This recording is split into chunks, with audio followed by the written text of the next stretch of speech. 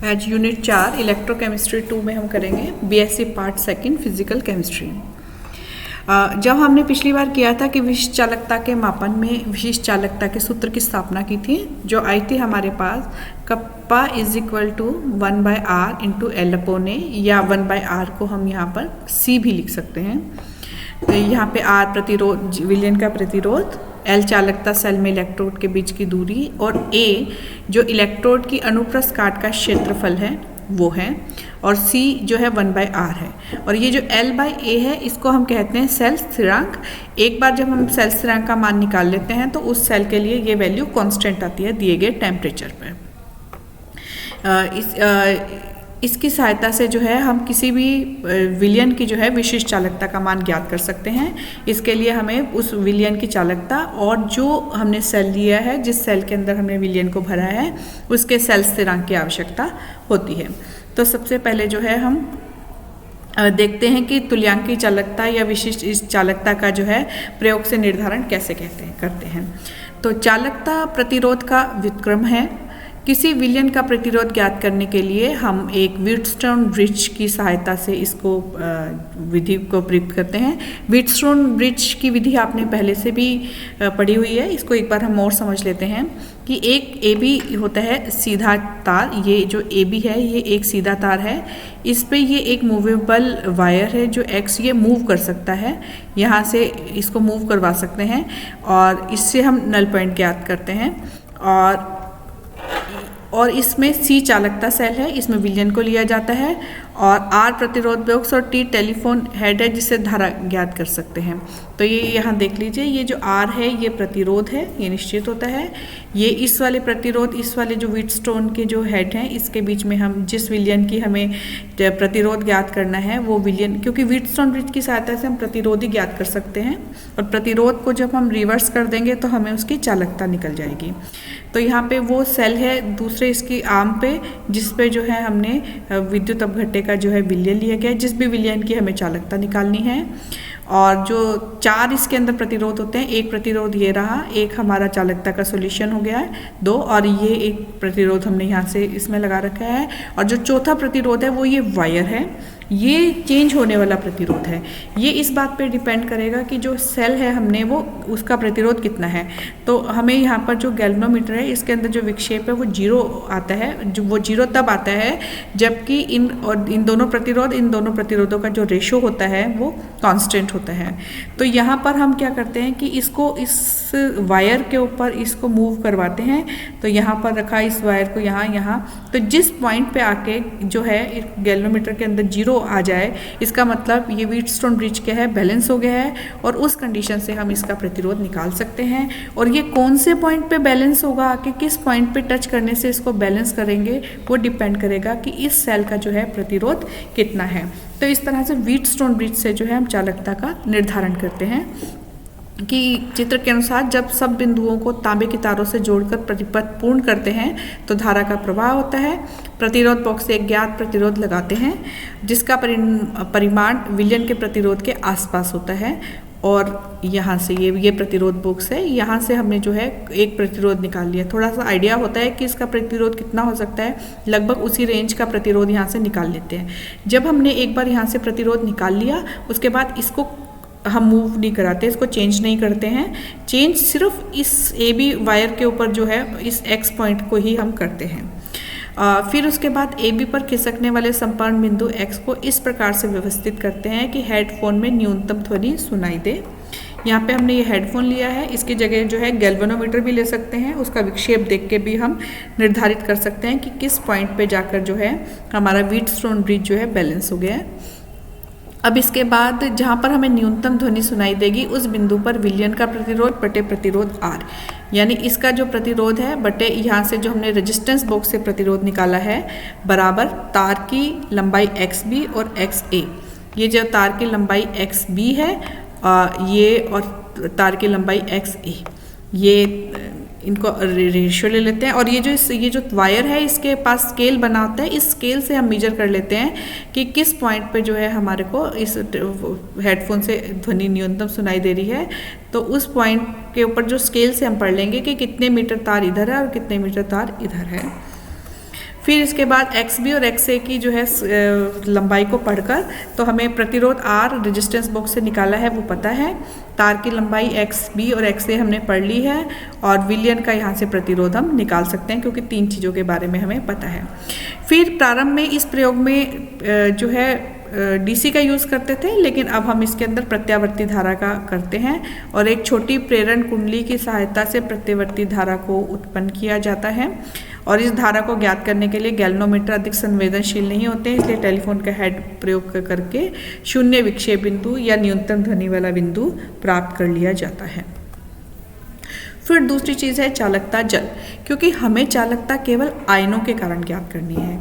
तो जब हम आयनों को किसी विलयन में घोलते हैं, जैसे पानी में घोला है तो पानी के भी कुछ आयन हो गए, पानी में भी पहले से कुछ आयन घुले हुए हो सकते हैं।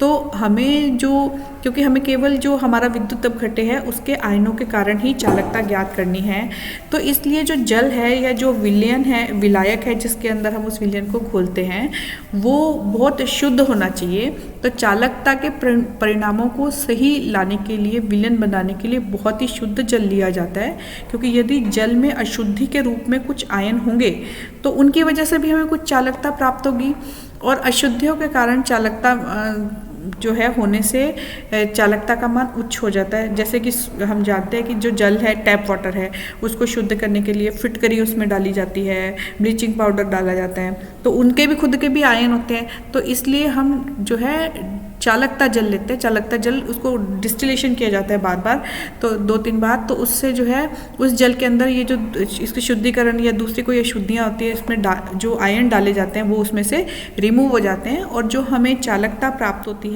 वो केवल उस विद्युत अपघट्य की होती है। शुद्ध जल की खुद की चालकता बहुत कम होती है, क्योंकि हम जानते हैं उसमें H पॉजिटिव और OH नेगेटिव की सांद्रता 10⁻⁷ होती है, जो कि बहुत ही कम है शुद्ध जल की। लेकिन उसमें बाकी सब जो चीज़ इम्प्योरिटीज जो आयनिक मिली हुई होती हैं उसकी वजह से उसकी चालकता बढ़ जाती है। तो किसी भी चीज़ की चालकता प्रायोगिक रूप से ज्ञात करने के लिए, किसी भी विद्युत अपघट्य की, तो हम उसको चालकता जल में ही घोलते हैं, सिंपल टैप वाटर वगैरह में नहीं घोलते हैं। ये इसके लिए जो है, जैसे कोलराउश ने जो है जब अपना एक्सपेरिमेंट किया था तो जल को जो है 40 बार डिस्टिलेट किया था, 40 बार आश्वित किया था, मतलब उसको भाप बनाकर फिर वापस जल में कन्वर्ट करना। जब भाप बनाते हैं तो भाप में सिर्फ जल जाता है, अशुद्धियाँ नीचे रह जाती हैं। फिर उस भाप का पानी बनाया, फिर पानी से भाप बनाई, इस तरह से 40 बार उसको आश्वित किया, और उसके बाद जो उसे जल प्राप्त हुआ तब वो उस जल को उसने चालकता जल का नाम दिया। अब चालकता जल को जो हमने पीछे एक्सपेरिमेंट में लिए थे, ये सेल्स, तो ये जो सेल हैं, चालकता सेल हैं, ये कई तरह से, ये देखिए ये इस तरह से 2 इलेक्ट्रोड है, नीचे सॉल्यूशन बन सकते हैं, इस तरह से यहाँ पे गैस के लिए आउटलेट है, गैसियस उसके लिए। तो ये अलग अलग प्रकार के चालकता सेल हैं। पायरेक्स कांच के बने हुए होते हैं और इसमें प्लेटिनम के इलेक्ट्रोड लगे रहते हैं। प्लेटिनम की मजबूत पत्तियों को कांच की नलियों के साथ सील कर देते हैं। ये प्लेटिनम की पत्तियां हैं और इनको ये पायरेक्स कांच की नलियां हैं, और इसको सील कर दिया देखिए यहाँ से। और इसके बाद इसका परिपथ से संपन्न करने के लिए कांच की नलियों में थोड़ी मरकरी डाल दी जाती है। प्रयोग करने से पहले सेल में थोड़ा सा क्लोरोप्लेटिनिक अम्ल डाल के कुछ देर के लिए एसी धारा प्रवाहित की जाती है। इससे प्लेटिनम पत्ती पर प्लेटिनम के सूक्ष्म कण की एक तह बन जाती है। ऐसा होने से इलेक्ट्रोड का क्षेत्रफल बढ़ जाता है और स्पष्ट हमें नल पॉइंट, यानी जिसपे हमें हेडफोन की ध्वनि न्यूनतम सुनाई देती है, प्राप्त होता है। किसी विलयन की चालकता ताप पर निर्भर करती है, अतः प्रयोग करते समय चालकता सेल को एक ऊष्मा स्थायित्व में भी थर्मोस्टेट में रखते हैं। वास्तविक स्थितियों में चालकता सेल के लिए इन मानों का निर्धारण व्यावहारिक नहीं होता, इसलिए किसी दिए गए ताप पर किसी विलयन की विशिष्ट चालकता के निर्धारण से पहले उसी ताप पर हम एक मानक पदार्थ की चालकता का निर्धारण करते हैं, जैसे KCl के लिए KCl का निर्धारण करते हैं, और उसकी सहायता से जो है हम बाकी चालकताओं का निर्धारण कर सकते हैं। ये देखिए कि जैसे हमने कहा था कि चालकता बराबर होती है सेल स्थिरांक इंटू चालकता। तो सबसे पहले हम KCl का सॉल्यूशन लेते हैं, KCl के सॉल्यूशन की जो है हम चालकता ज्ञात कर लेते हैं। तो उस जो सेल स्थिरांक होगा वो होता है विशिष्ट चालकता बटे चालकता। तो ये विशिष्ट चालकता जो है किसकी है, KCl की है, और नीचे उसका जो है कंसंट्रेशन है, तो इससे सेल स्थिरांक का मान ज्ञात कर सकते हैं। और एक बार अगर हमें विशिष्ट चालकता ज्ञात हो गई तो उससे तुल्यांक चालकता चालकता और मोलर चालकता। नॉर्मलता पता है तो तुल्यांक चालकता निकाल सकते हैं, और अगर हमें मोलरता पता है तो उससे हम मोलर चालकता का निर्धारण कर सकते हैं। ये दे रखी हैं जो सांद्रता है, जैसे अगर हमें मान लीजिए उसका चालकता का विशिष्ट सेल स्थिरांक निकालना है, तो KCl सॉल्यूशन लिया हमने, तो KCl सॉल्यूशन की चालकता हमें पता है कितनी है, 9.8 है। अगर हम KCl सॉल्यूशन की सांद्रता इतनी बनाते हैं तो यहाँ से इसकी जो है विशिष्ट चालकता हमने रख दी 9.8 इस सॉल्यूशन को लेके, मतलब हमने KCl का सॉल्यूशन बनाया है 1 जो है मोल पर लीटर और 1m बना के, और इसकी जो चालकता है ये है, और जो हमने व्हीटस्टोन ब्रिज लिया था उससे उसकी चालकता C निकालते हैं, तो जब इनका रेशो लेते हैं तो सेल स्थिरांक आ जाता है। इसी तरह से फिर हम उसका 0.1 सॉल्यूशन लेते हैं, 0.1 की विशिष्ट चालकता हमें पता है, और जो चालकता है फिर सेल से निकाल लेते हैं, तो फिर इसके बाद फिर तो इस तरह से हम एवरेज सेल कांस्टेंट निकाल सकते हैं। फिर जिस सॉल्यूशन, जब हमारे को एक बार सेल कांस्टेंट का पता चल गया, तो जिस सॉल्यूशन की भी हमें कप्पा या के वैल्यू निकालनी है वहाँ पे सेल कांस्टेंट रख के चालकता निकाल के निकालेंगे। अब कुछ न्यूमेरिकल प्रॉब्लम्स लेते हैं। इन न्यूमेरिकल प्रॉब्लम्स को जब हम करेंगे तो हमें जो है इसका प्रायोगिक मेथड और ज़्यादा क्लियर हो जाएगा। पहला जो क्वेश्चन है हमारे पास वो है कि 18 डिग्री सेंटीग्रेड पर KCl के 0.1 m विलयन की विशिष्ट चालकता का मान 1.12 सीमेन पर मीटर है। तो जैसे ही हम KCl सॉल्यूशन देखेंगे हम समझ जाएंगे कि KCl सॉल्यूशन का जो यूज़ है वो सेल कांस्टेंट निकालने के काम में आता है। तो यहाँ से जो है सेल स्थिरांक है कप्पा इंटू R, तो विशिष्ट चालकता इन्होंने दे रखी है कि 1.12 KCl सॉल्यूशन की, और यहाँ पे जो है R जो है वो हमारे पास 55 ओम है, तो सेल स्थिरांक होगा 1.12 इंटू 10⁻²। सेल स्थिरांक का हमें करना है परिकलन KCl के, तो यहाँ से K की वैल्यू, कप्पा की वैल्यू रखी है, ये ओम की वैल्यू रखी है, और यहाँ से ये मल्टीप्लाई करने पे ये हमारे पास आ गया है 0.616 सेंटीमीटर इनवर्स। तो ये सेल कांस्टेंट की वैल्यू आ गई है। इसके बाद है नेक्स्ट क्वेश्चन कि किसी विद्युत अपघटन के 0.5 मोलर विलयन का प्रतिरोध 45 ओम पाया गया है। विलयन की मोलर चालकता का परिकलन करना है। सेल के इलेक्ट्रोड का क्षेत्रफल दे रखा है आपको और उनके बीच की दूरी दे रखी है। तो यहाँ पर जो है हम सबसे पहले अगर हमें मोलर चालकता निकालनी है या तुल्यांक चालकता निकालनी है तो सबसे पहले हमें उसकी विशिष्ट चालकता निकालनी पड़ेगी। तो विशिष्ट चालकता होती है चालकता या 1/r इंटू L/A। तो हमारे पास जो A है वो है 3.8, यहाँ पे रख दिया।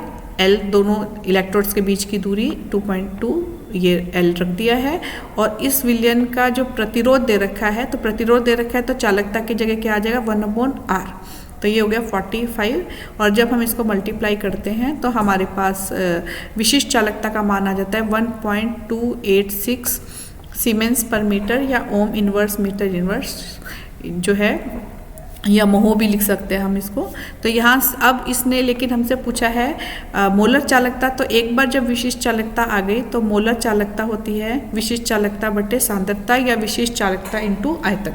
तो यहाँ पर क्योंकि हमें इसने 0.5 दे रखा है विलयन की वैल्यू, तो यहाँ पर जो सांद्रता है इसका मान आ जाएगा हमारे पास 0.5, क्योंकि ये मोल प्रति लीटर है। तो क्योंकि यहाँ पे हमने मीटर इन्वर्स लिया था, तो यहाँ से जो है इसमें को मोल प्रति मीटर क्यूब में करने के लिए 500 हो गया है। तो यहाँ से हम इसकी वैल्यू निकाल सकते हैं मीटर स्क्वायर मोल इनवर्स। वो अगर आप यहाँ पे दोनों चीज़ों को मीटर में ले लेते तो यहाँ पे हम या सेंटीमीटर में ले लेते, इसको लीटर में कन्वर्ट करना पड़ता है या तो आपको, या फिर मीटर में, तो वो आपको यूनिट सारे सेम रखने पड़ेंगे। फिर नेक्स्ट है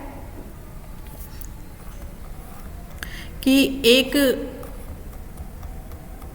विद्युत अपघट्य का विलयन है जिसका 0.5 n विलयन है। इसका प्रतिरोध 25 ओम पाया गया है। यदि प्रयुक्त विद्युत सेल के इलेक्ट्रोड के मध्य की दूरी 1.6 और अनुप्रस्थ काट का क्षेत्रफल 3.2 सेंटीमीटर इनवर्स हो तो विद्युत चालकता और विशिष्ट चालकता और तुल्यांक चालकता का मान ज्ञात कीजिए। तो विद्युत चालकता तो सिंपल पता है हमें 1/r = C। तो ये प्रतिरोध का जो है व्युत्क्रम करोगे तो आपके पास चालकता आ जाएगी। फिर है विशिष्ट चालकता। तो विशिष्ट चालकता का सूत्र हमारे पास है 1/c इंटू L/A। तो वहाँ से हम जो है किसका मान निकाल सकते हैं, पहले सेल कांस्टेंट का मान निकाला है तो डिवाइडेड बाय R, तो 129/520। यहाँ से हमारे पास आ जाएगा उस पदार्थ की विशिष्ट चालकता का मान। फिर मोलर चालकता जो है और तुल्यांक चालकता है, तो मोलर चालकता के लिए जो है ये हो जाएगा κ/C। तो कप्पा की वैल्यू हमने जो ऊपर निकाली थी वहाँ से और C से डिवाइड कर देंगे, तो इस तरह से हमारे पास आ जाएगी मोलर चालकता की वैल्यू। यहाँ से हम इसको पूरा कैलकुलेट करके निकाल सकते हैं। तो ये इस तरह से आपने देखा कि जो है तुल्यांकी चालकता का प्रयोग रूप से हम जो है निर्धारण कर सकते हैं। इसके क्वेश्चंस भी ये आते हैं कि तुल्यांकी चालकता का प्रायोगिक निर्धारण की विधि का वर्णन कीजिए। इसके ऊपर बेस्ड क्वेश्चंस आ सकते हैं, या एक छोटा क्वेश्चन आ सकता है 1 नंबर का, सेल स्थिरांक किसे कहते हैं, परिभाषा दीजिए, सूत्र लिखिए, इसका मात्रक लिखिए, और यहाँ से विशिष्ट चालकता ज्ञात करने के लिए जो है KCl कौन सा विलयन प्रयुक्त किया जाता है, सेल का सेल निर्धारण के लिए किस पदार्थ के मानक विलयन का उपयोग किया जाता है, तो हम लिख देंगे उसमें कि KCl के मानक विलयन का उपयोग किया जाता है। और आप इसके ऊपर बेस्ड डिफरेंट न्यूमेरिकल्स निकाल सकते हैं। जैसे एक ये क्वेश्चन है कि एक चालकता सेल है, इसको KCl विलयन से भरा है और इसकी विशिष्ट चालकता दी गई है। तो जैसे ही ये लाइन है, इस लाइन को देखते समझिए कि KCl विलयन का यूज जो है सेल स्थिरांक में यूज़ किया जाता है। इसका मतलब सेल स्थिरांक हमें KCl सोल्यूशन से निकालना है। और इसका प्रतिरोध, एक बार सेल स्थिरांक आ गया तो प्रतिरोध से हम उसकी चालकता निकाल सकते हैं। और फिर यहाँ पर इस सेल का अब जो हमें निकालना है विशिष्ट चालकता, वो निकालनी है पोटेशियम सल्फेट की। लेकिन चालकता पहले KCl की इसलिए दी गई थी क्या, ताकि KCl की हेल्प से हम सेल स्थिरांक निकाल सकें। और यहाँ पे K2SO4 की जब हमें चालकता निकालनी है तो उसकी विशिष्ट चालकता निकालनी है, तो चालकता प्रतिरोध से आ जाएगी और जो ये सांद्रता आ गई है इसकी, और इस लाइन से, इस चीज़ से आप जो है सेल स्थिरांक का मान निकालिए और सेल स्थिरांक से जो है फिर आप इसकी विशिष्ट चालकता निकाल सकते हो।